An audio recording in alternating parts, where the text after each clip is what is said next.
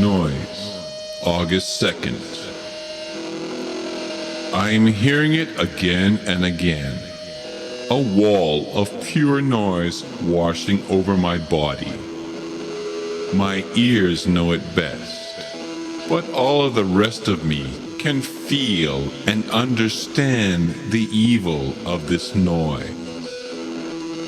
It is a brutish sound, attacking everything and holding a contempt for anybody who doesn't understand it.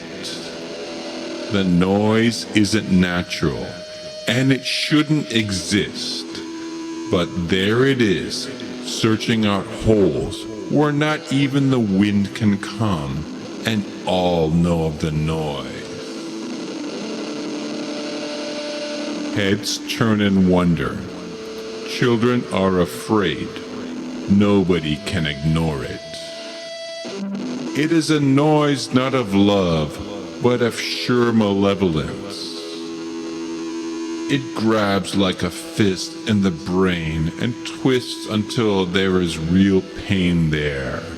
It grabs at the heart too, and pulls and hates.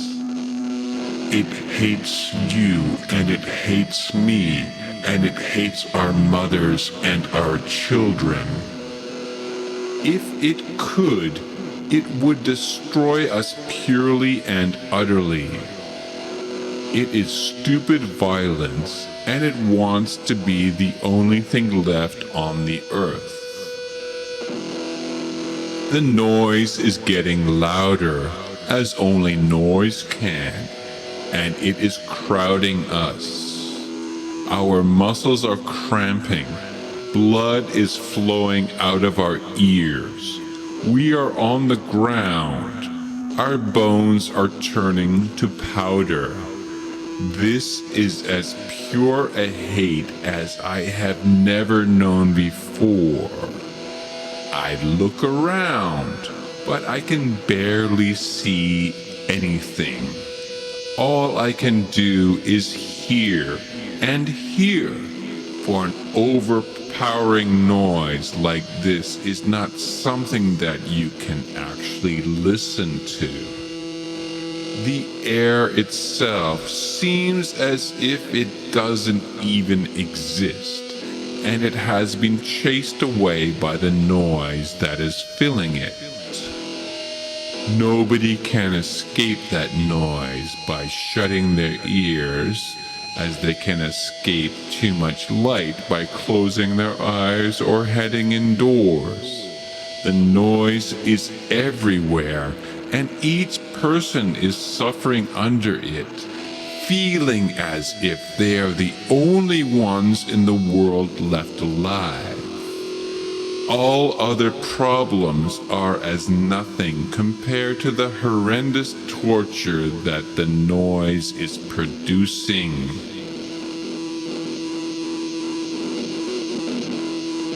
The noise subsides somewhat, and I look around to see where it is coming from. It rises and falls, rises and falls, rises and falls. It is like an omnipotent child having a temper tantrum, yet needing to stop occasionally for breaths. It rages and rages, but can't rage forever. The whine and the roar increases and falls. It is surely orgasmic for the possessor. A worthless young man in a car. He surely needs to die, as he has been condemned by all the people who are suffering from his act of selfishness.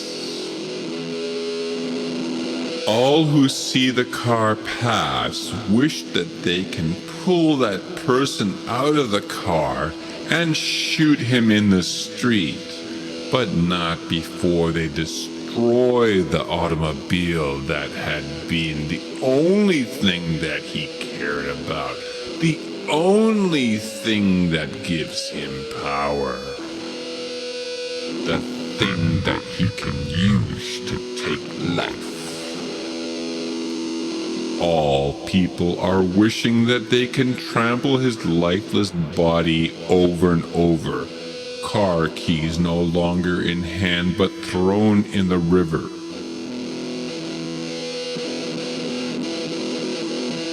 You are stupid. Kill yourself. I hear someone utter under his breath. And he wasn't talking about me for a change, huh? The car is coming close to where we are, traveling fast. The noise is like a living thing, but we don't really even experience the car itself so much as the noise. People howl at the tops of their lungs in defiance of the wall of sound that is blanketing them, but not as the sound is heard from them. It is as if they are screaming soundlessly, so futile is it to defy that hurricane of sound energy that it would be like using a plastic cup to drain the ocean. The sun shines, the wind blows, but it is no use against the noise. There is no wildlife for miles around. The car spins and spins and spins, more and more noise erupting from its shell, for it is a contained atomic explosion. Without its uranium, it is nothing other than cold metal that will rust if left to the elements. The air that once seemed hot is now cold. A cloud has moved over the sun and we are biting our lips, hating ourselves and hating life, for the noise continues and continues on and on.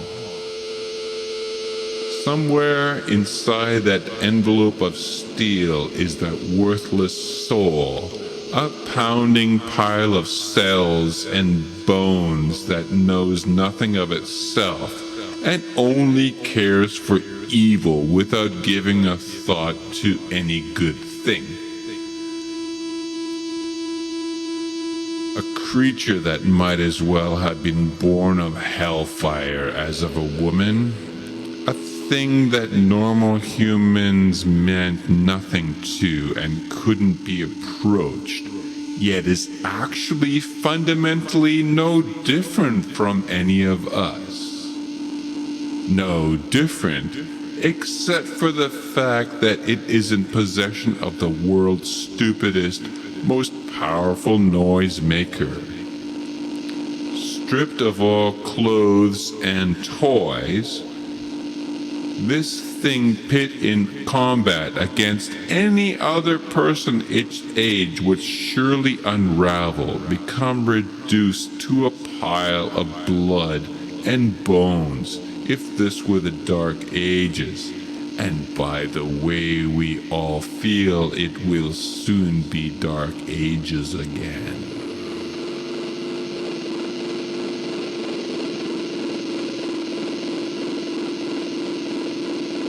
In this situation, a child panics and runs across the street, her hands covering her bleeding ears.